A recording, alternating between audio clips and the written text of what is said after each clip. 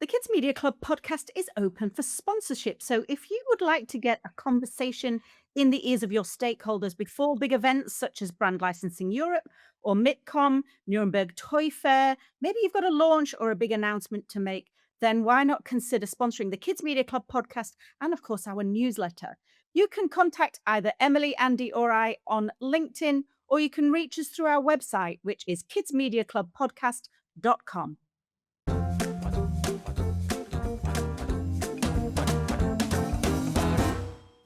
Hello and welcome to another episode of the Kids Media Club podcast. I'm Andy Williams. I'm Jo Redfern, and Emily, who have we got with us today? Yeah, I'm so excited to have Sydney Bright, head of global animation at Webtoon, with us because I saw her speak at Kidscreen and she got mobbed afterwards. She got mobbed. And she had lots of That was a great session. Lots of really interesting points to say. And in the middle of the mob, I managed to just drop my card to her and say, "Sydney, I have a podcast. Come talk to us. I don't need to talk to you now. There's far too many people swarming you. Let's connect later." And so this is the genesis of that conversation. So good to have you, Sydney. Yes, I'm so excited to be here. It was a great presentation, and it's always nice when people are responding to what you're saying, because sometimes you're up there and you're like, is this making sense? Is this connecting? Are people enjoying this? Yeah. Oh my gosh. No, I thought it was a really good session. Loaded with loads of details, and that's why I was like, you need to come on the podcast and tell us a little bit about what you're up to, because I've been following the Webtoon platform for a number of years now. It's a really interesting platform, but I'd love you to just explain to our listeners what it is at a basic level and then what you do for Webtoon. Yeah, of course. So, lots of W's at this company. Webtoon is essentially the world's leading digital comic publishing platform. So, they really pioneered the vertical scroll. The company was founded in Korea, and to date has about 145 million monthly active users. And for context, those monthly active users spend about 30 plus minutes a day actively reading on the platform. So the comics that are on the platform, they're vertical scroll, which is really unique to that platform. There's certainly a number of competitive similar platforms at this point that have a very similar structure, but we are the capital W Webtoon in the sense of like crayon or Kleenex, that really was kind of pioneered by this wonderful company. And essentially it's really kind of a democratization of storytelling. So essentially anyone anywhere in the world can create a digital comic and upload it to the platform. So very similar to YouTube in the sense that that is an open forum for user-generated content. That is what Webtoon is for comics. And we have all sorts of genres existing on the platform, everything from horror to fantasy to sci-fi to thriller, slice of life and comedy and everything else. So it's really a beautiful kind of melting pot for storytellers all over the world to be able to kind of start to kickstart their own stories and their own audience base on an existing platform with a really huge user base, which is really exciting. And who can publish on there? Just tell us, how does a creator get started? Yeah, so really anyone can publish to the platform, which is what's really fantastic. So it is truly UGC creators all over the world. And it's, I think, probably most user-friendly to people who are artist-driven first, or at least have a team of folks. So we see a lot of our creators, if they are kind of a one-stop shop in terms of being able to write and illustrate on their own, they can go off and create their own webcomic. And then sometimes we see teams of people. And we also see an evolution of teams of people. So a wonderful creator named Rachel Smythe, who created Lore Olympus for many years. Rachel was just kind of the engine behind that property. And then as the comic grew and, continued to have season after season after season, she brought on other support staff to kind of help her in terms of artists and things to kind of execute in her style alongside her. So really anyone can publish. It is an open publishing ecosystem. I think the limitations really are you following the community guidelines? And, so long as you're being appropriate and doing those things, anyone can publish, which is really exciting. And I think what kind of captured my interest so early in joining this company was because of that, because it is an opportunity for publishing for really anyone. You end up seeing such an amazing array of representation and diversity across storytelling. Whereas I think traditional media has been very difficult for, some demographics or even some regions of the world to be able to kind of reach traditional media. And I think that's been really incredible. Like there's an amazing comic called Ordeal, and that creator is Trinidadian, and we have creators in New Zealand and creators in the UK and Spain and Canada, and really just the far reachings of the world. So it's really amazing to see just these storytellers come from everywhere and be able to publish on the platform. And what's the process to onboard for those storytellers? How easy is it for them to kind of get started? Yeah, so there's really two different sides of the Webtoon platform. So there's the Canvas side, which is truly open UGC. So there's no curation so long as you're following community guidelines and rules, and you can upload that tomorrow. And there's no restrictions. So in the sense of if you'd like your property to be not just on Webtoon but also on other platforms or on your own platform, you can, if you're on the Canvas side, you can publish anywhere. So that audience engagement is obviously what people are hoping to capture when they're coming to that side of the platform. But it's really dependent on the creator to kind of help bolster that property, as opposed to the Webtoon original side. The original side kind of has a couple different funnels. The most common way for a title to become a Webtoon original truly is to start as a Canvas property. And for the audience and metrics to grow, or for it to be a really unique, interesting story where the Webtoon original side says, hey, creator, we love this property so much, we'd like to migrate it to a Webtoon original. And with that migration, the creator gets kind of investment from the editorial side of the company. And there's kind of financial support for those independent creators, an editor who can kind of help keep them on track and help with those kind of weekly deliverable cycles. So there's a little bit more support infrastructure, but in exchange, there's a kind of an investment and a partial stake in the property that Webtoon takes. I would say the other part is once you are kind of a Webtoon original creator, so someone like Miriam who created Hooky, she has also created another property called Marionetta, and because she is already in the Webtoon Originals community, her second title didn't go through the Canvas to Webtoon Originals process. It got to just start as a Webtoon original. And occasionally there's contests. So recently there was a contest for creators to kind of submit a couple episodes, and of those episodes that were submitted, the editorial team selected a winner to become a Webtoon original. So I think the most recent winner for that was a project called Scale Hunters. So there's a few different opportunities, but there's a lot of resources available online to kind of talk creators through best practices in terms of setting up their individual webcomics, pipelines. Brent, who's the creator of Ordeal that I mentioned earlier, he has amazing kind of behind the scenes tutorials of some of his workflows. So there's a lot of resources available for creators to be able to kind of wrap their heads around how best to kind of work through that creative process to get their titles uploaded. Makes sense. And then what is the path to monetization then? Is it ad supported? Does it kind of like work like YouTube in that time in terms of that UGC thing? Yeah, so there's ad sharing and on platform purchases as well.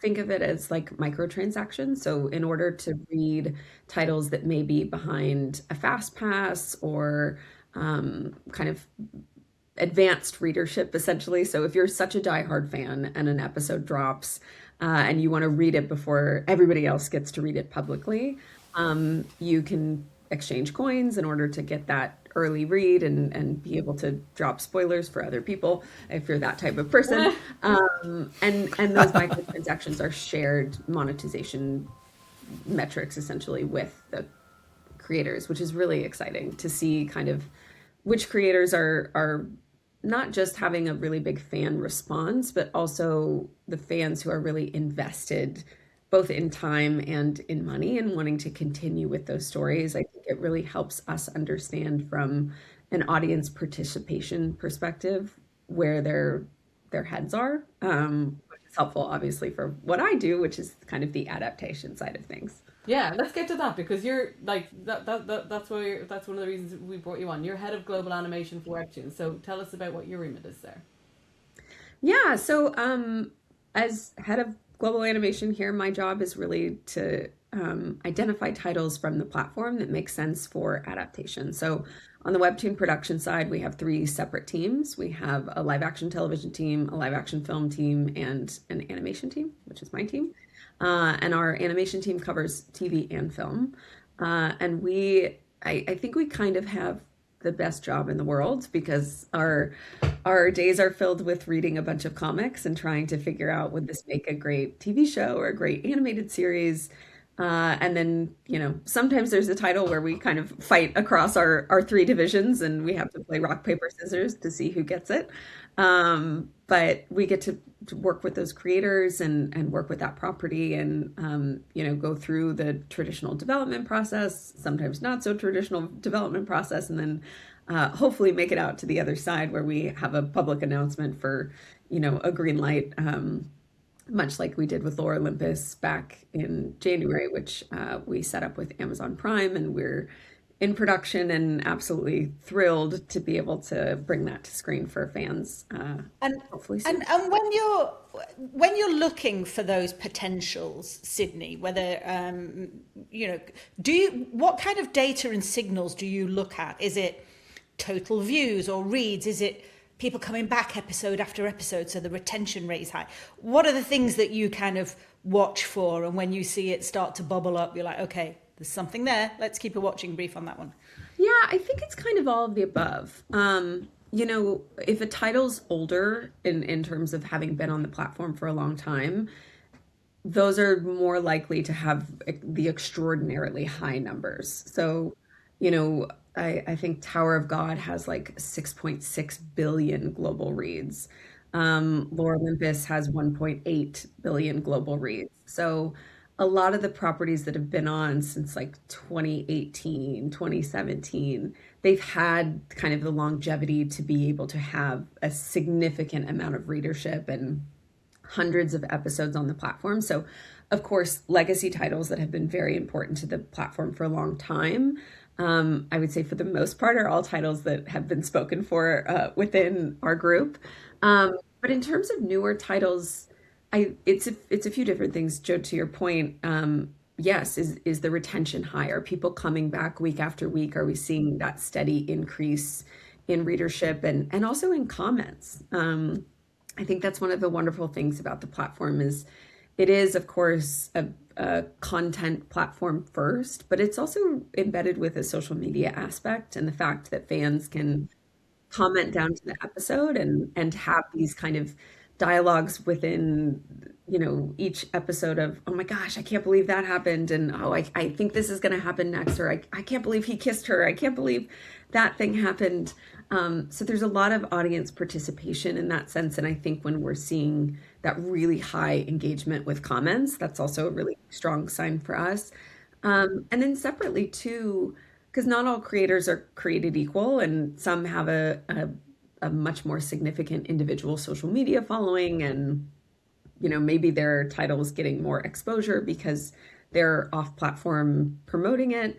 But there's a lot of titles with, I would say, like quieter creators sometimes, where the creative itself is also really excellent. And if that title maybe doesn't have the highest metrics, but we really believe in it from a story perspective, that's also something we get to jump into. And of course, we're having daily conversations with, the Netflixes and Disneys and Amazons of the world, where they're telling us, we're looking for our XYZ or whatever their mandates are. So we're always kind of trying to both influence the marketplace in terms of, hey, this is what the fans are really resonating with, and this is what the fans are really interested in seeing, and here's all the reasons that you should want to do an adaptation of this, insert data. And then on the flip side, it's also, okay, well, this is what you want. Well, we have that, so let us develop that and bring it to you. And do you think that community aspect is the big difference between the traditional development route for programming and this alternative way of looking at it? I think so. I think especially in an age of the demand for IP, and everyone, so interested in making sure that they're buying something that's, bulletproof, which, nobody knows what that really is. And I think in execution, when you're just using an IP and hoping that that's going to be the vehicle that's going to bring an audience, I think you see a huge disconnect, and I don't think fans show up in the way that maybe some buyers think are obvious for some of those properties. And I think what's really wonderful about these digital platforms is what rises to the top really is because of the fan investment. And I think the fans take a lot of pride in feeling like they were a part of that property becoming successful. They were a part of, Rachel Smythe's rise to becoming a New York Times bestseller. And I think because of that, they have this kind of diehard love for a lot of these properties. I remember I teach at Loyola Marymount University here in Los Angeles to the animation program. And one of my first semesters teaching after I started working here at Webtoon, I was telling the kids at the beginning of the semester, like, oh, this is my job, this is what I do. And one of the girls in the audience in my class, she started crying, and she was like, oh my God, are you working on Hooky? Hooky is my favorite Webtoon. Like, it helped me get through high school. Like, so I hear all these stories of people who just are so emphatically, emotionally connected to the properties. And I think there's something really special about that versus just, some big IP that everybody's heard of because it's been around for 40 years. And that fandom is such an important part, increasingly, of what we're talking about in terms of what gets adapted and what gets picked up. But they can also feel very, very personally passionate about things, as you have just articulated. So when you're thinking about something that moves on into being adapted, what do you think about in terms of having that responsibility to the fans and the audience? What do you think about keeping so it doesn't get lost in translation? Yeah. Also, what do you think about gets added when something gets adapted from being a webtoon? Yeah, absolutely. I mean, I think hopefully what fans can keep in mind is that the pacing is very different for a webcomic versus a series or a feature. So, on the feature side, a story has to be contained, right? It's like it has to feel like we started somewhere and we ended somewhere. And not all webtoons have ended. A lot of webtoons are still ongoing. So some of that is, how do we encapsulate maybe a storyline or, a specific arc for what that feature adaptation is. And I think too, in the context of creating webtoon properties, the goal is to really churn out an episode once a week, right? So these creators are cranking out stories, and sometimes some of those episodes are going to feel maybe a little bit more slice of life. Or, there's a title called Siren's Lament that there's maybe 100+ episodes of like a will they, won't they, kind of storyline. And that's really wonderful, I think, for fans to be able to come back to Webtoon and like read and get these little snippets kind of throughout that story. But when we're talking about adaptations, we really want people, especially in a day of digital streaming and binge watching, it's like we need the fans to be so excited to come back. So how are we really crafting cliffhangers at the end of each of these episodes that feels really propulsive, and figuring out what does the pacing look like? If you read an episode of Webtoon, that may be 8 scenes, but 8 scenes doesn't make up 30 minutes of television. So there's a lot of things to kind of factor into that. But I think in terms of kind of the care that we take for adaptation. You know, I have the great privilege of being close to a lot of the creators that we're adapting their properties for. So I take a lot of care in what that looks like, and there's no greater compliment when those creators feel like we really heard them and saw the properties, and the materials we're sharing with them in the development or production process are like elating them because they feel like, wow, you really captured the essence of what I wanted to do, but in this next stage. And I think too, we do read the fan comments. So if fans are obsessed with a secondary character, maybe there's a world where we bump that character up in adaptation to give them a little bit more spotlight. So there's a lot of like levers that we are looking at when we're looking through the adaptation lens. And I think our hope is that fans get not just what they expected from the comic in terms of those storylines and those characters, but they're getting to expand on the world so much more. If you look at a lot of the webcomics, many of them don't have extensive backgrounds, for instance, because it's pretty labor intensive. So you get a lot of full character in frame. So in a lot of these projects, it's really incredible to figure out, okay, what does Underworld look like and what does Olympus look like? Because Rachel's given us suggestions for Lore Olympus in terms of, light art in the background. But now that we're exploring the series side of things, it's like, okay, what does this expansive world?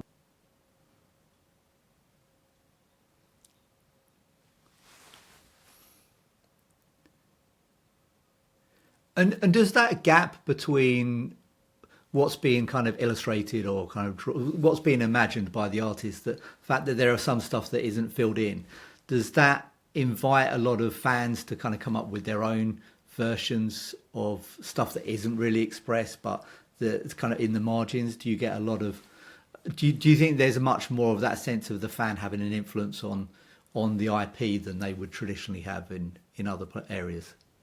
Yeah, I mean, I think it's kind of like, thinking about other big properties, like when the Harry Potter books came out, I think everyone was kind of imagining what Hogwarts and all of these different places looked like. And then, at least for me, I felt like when I saw the first movie, I was like, oh my gosh, the boats, floating into Hogwarts, like that's what I felt like I saw when I was reading that book. So I do think fans have the opportunity to kind of flex their imagination because of some of the limitations with the vertical scroll comic.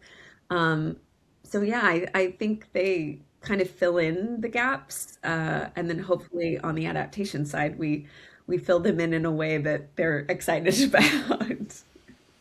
Yeah, no, that makes a lot of sense. And then when it comes to obviously kids IP, because Webtoons is a 13 plus platform. Yes. Yeah, but kids, kids are finding, particularly older kids finding comics and that kind of format really clearly. But I guess you still get the opportunity to adapt stuff for the screen that is targeted at kids because you know that the Yeah, IP works. absolutely. So the platform itself is 14 to 24 core demographic. Yeah. We don't track under 14 because of COPA regulations. Who knows what the future will hold? Maybe we will kind of open up a different part that is, more geared towards a younger audience. That being said, because of the margins and the comments, we can see that there's a lot of like younger engagement on the platform. And I think to your point, Emily, kids are hungry for content. So if broadcasters and streamers are not programming for them, they will find it somewhere else. And I think we saw and see a lot of that in the migration of kind of that younger demo going to YouTube and finding these creators, finding these different stories. But I think we see a lot of them also on Webtoon because I think traditional media is not serving the audience in its fullest capacity right now, particularly to me in the like 6 to 16 range, I would probably say.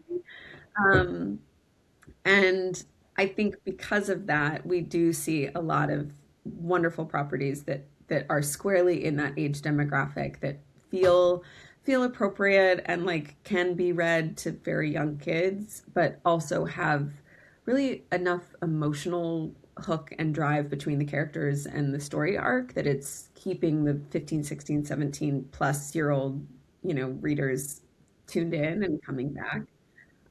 So yeah, our development slate really covers kind of the full spectrum. I would say we don't really do too much in the preschool space, primarily because to be an avid reader on the platform, you have to be able to read. Um, so I would say middle grade plus is kind of where we live. And on the adaptation side for series and for film, plenty of titles sit in the four quad feature space. And on the series front, a lot of titles that feel in the kind of 6 to 11 classic age demographic, although on the media side, that age demo is kind of dwindling away. And now we're saying things like four quad and co-viewing and spectacle and all these different things. So, but I think we're very much a platform that services that audience. And I think also our DNA is just so tightly connected to kind of anime and manga and traditional comics. And obviously there's a huge spike in readership for kind of younger fans finding those types of properties on Crunchyroll and other places. So. That cultural specificity is interesting because obviously anime and manga is very, very popular, but you mentioned you've got a creator who's from Trinidad, or you've got Spanish language creators. Do you see from your readers that actually that specificity is really appealing now? They're looking for different flavors and different types of stories. Yeah, absolutely. I think the titles that become the most successful tend to be something that is unique, that has something special, whether that's a specific lens from the creator, if that's a specific style from a creator, if that's both. Um, I think elements of, what those creators can speak to. I think that authenticity really comes through in the storytelling. But I also think, you know, manga and manhwa as a medium has really infiltrated, I think, really millennials and younger. I mean, when I think about I'm dating myself here, but when I was younger, if I wanted to watch, an anime series, it was like a bootleg DVD or VHS of somebody in the back of a theater, like, filming. Whereas now, so much of that content is available online and other streaming platforms. And I think, if you look at the success really of what Avatar: The Last Airbender was, I think people really loved that show for a number of reasons. It was visually in line with kind of an echo of traditional anime. It had a lot of that influence, but I think it also had character dynamics and relationships that felt really real and authentic to that younger age demographic. It felt like first crushes and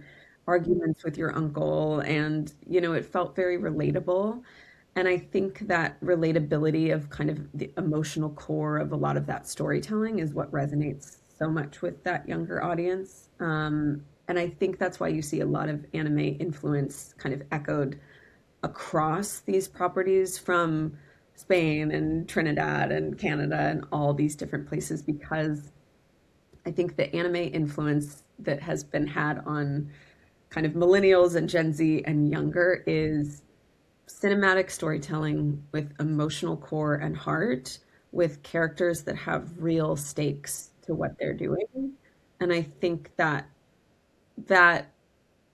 kind of melting pot of ingredients is really what people are craving, I think, particularly in the kids space, that we're really not serving them right now.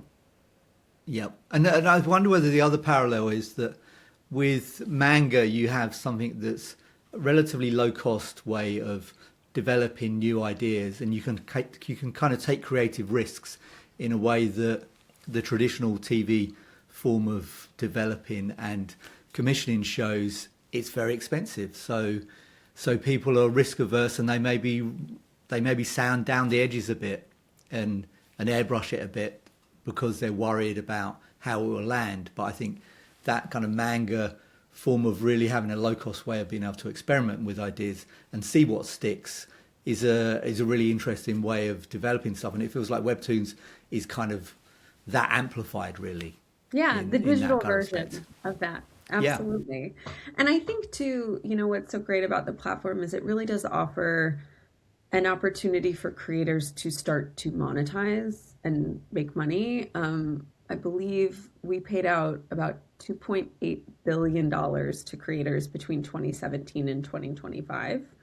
So the average creator, professional creator on the platform makes about $48,000. And the top 100 creators, which I said this at Kidscreen and it got kind of an audible gasp, the top 100 creators make over $1 million from the platform. So, Crazy. it's $48,000 is not a lot of money, but if you're really passionate about getting a story out there and if that is a way to help you monetize and you're 21 years old, coming out of college, and you're getting to make your story. Yeah. And then you're growing your audience. And then, if the other ancillary parts of our company find interest in that, which is, publishing and entertainment and consumer products, then you've essentially built a franchise and been able to monetize and have this thing grow. I mean, Rachel Smythe was a graphic designer, still is technically. You never lose that skill, but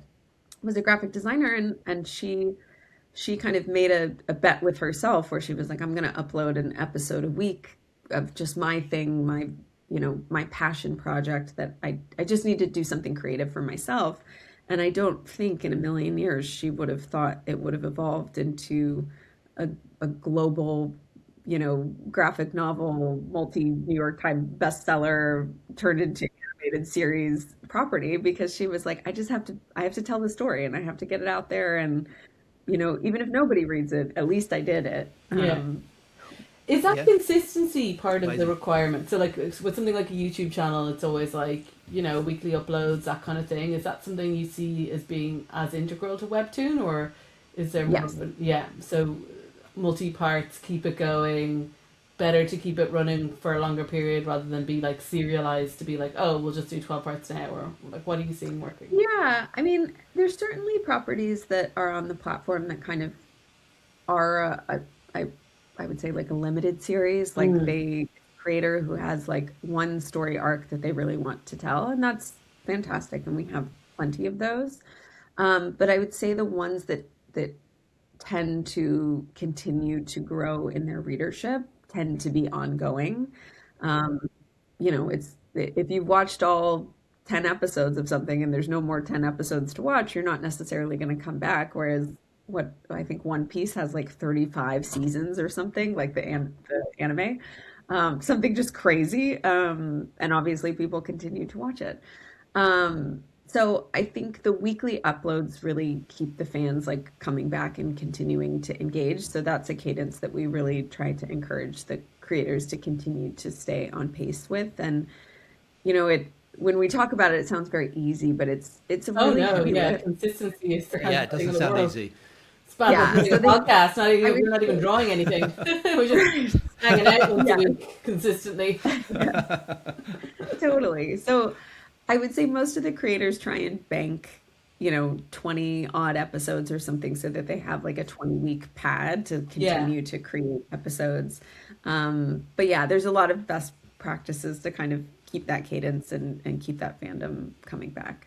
So it's I think that would be a key learning for the types of producers that are here, and I think that's nearly a learning for the traditional entertainment ecosystem. Generally speaking, it's like a webtoon is for life, not just for Christmas, right? Like it's not just a one and done, move on to the next project scenario. It works much better when you're developing something that you want to stay committed to, and usually I would say, you're doing it. Like you say about Rachel, you're starting it for a reason that isn't just simply monetization, right? Like there's other things that you're going to be getting out of it, whether it's just a bit of character development, whether it's a bit of, just exploring your own ideas. There needs to be other objectives to the approach. Otherwise, it just gets unsustainable. Yeah. And do the original creators stay involved. I assume they stay involved to some extent when one of their works is adapted. But again, if they're still creating and they're still carrying on with their opus and having to upload, how do you help them balance that? Yeah, I mean, I would say first and foremost, the creator's priority is if it's an ongoing series to keep making episodes. So we are not trying to make their lives more complicated. And we have a wonderful creator management team, and if you're a Webtoon original, you have editorial support, etc. So we really try to keep our creators like as involved in terms of like sharing materials with them and keeping them updated so that they're really excited about the process.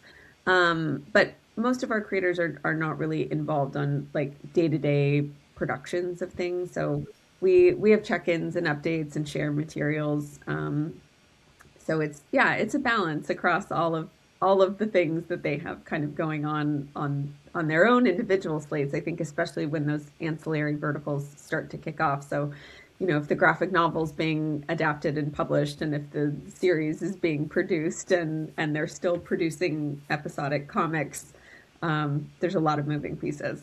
Mm.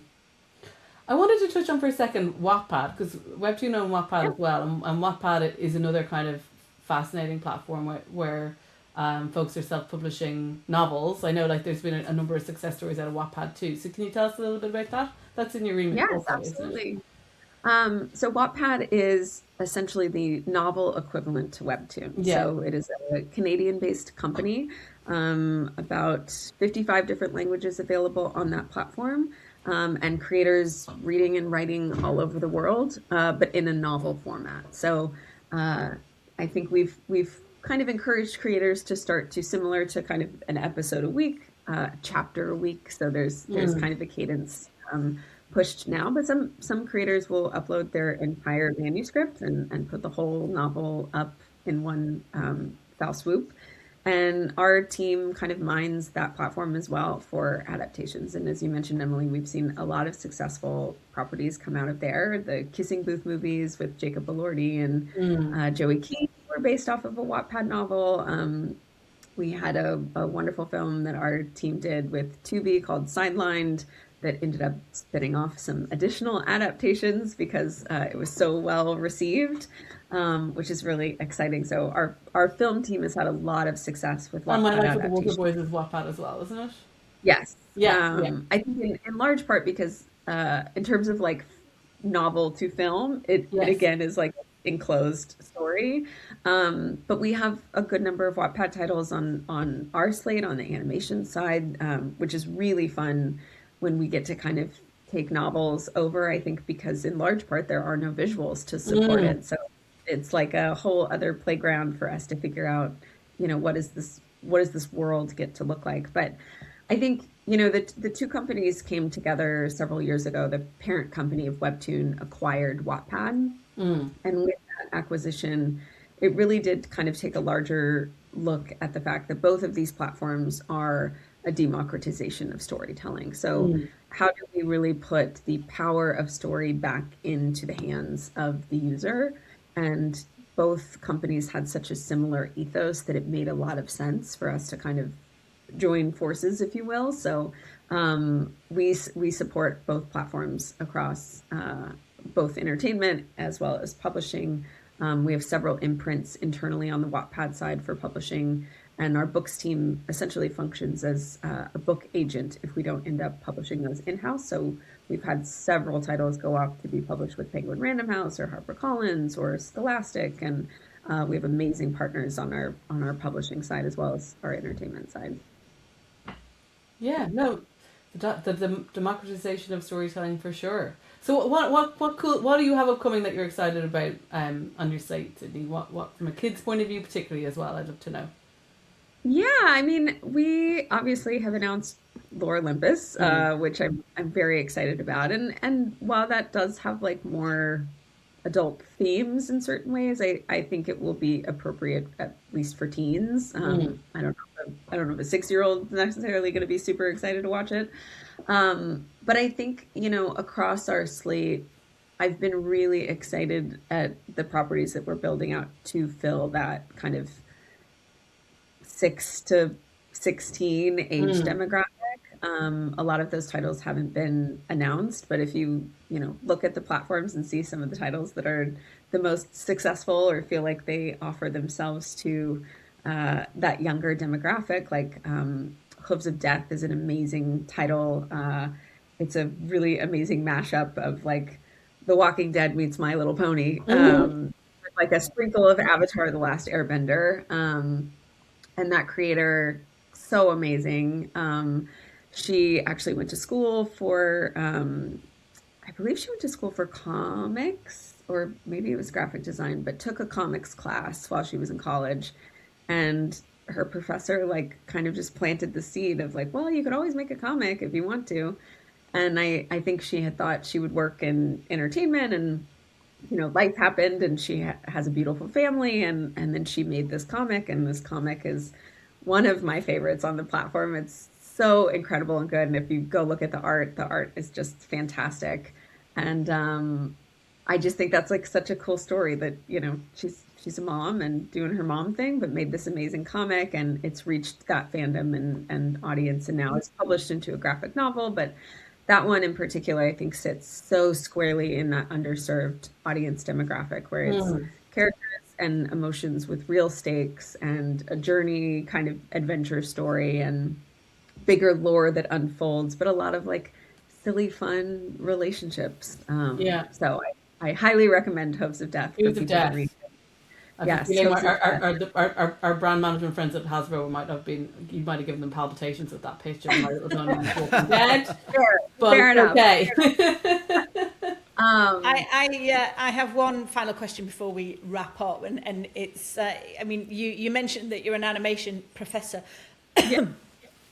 What are your students reading and watching that you think, oh, I'm getting a glimpse here into where we're heading in the future? Is there anything that you hear that they're watching or reading, or you think, interesting, okay, I'm going to keep an eye on that? Yes. It's funny, one of the classes that I teach is how to develop and pitch a television series. And at the end of that semester, I bring in a bunch of executives, because by the end of the semester, they're tired of hearing from me. So I call all my friends and I'm like, hey, can you come and hear these pitches? So my students get to pitch to Netflix executives and Amazon executives and Bad Robot executives and all of Crunchyroll and all of these wonderful places. And if any of my friends are listening, thank you always for donating your time. But so they come and they basically do speed pitches. And then at the end of that class, I let this executive group of folks who are working in the industry and greenlighting projects ask the question back. What are you reading? What are you watching? And I will say, most of the students are not watching the adult comedies that you would think that a 21, 19, 20-year-old audience is watching. They are really watching anime. Free Ren is like a top title right now. Jujutsu Kaisen is a top title right now for them.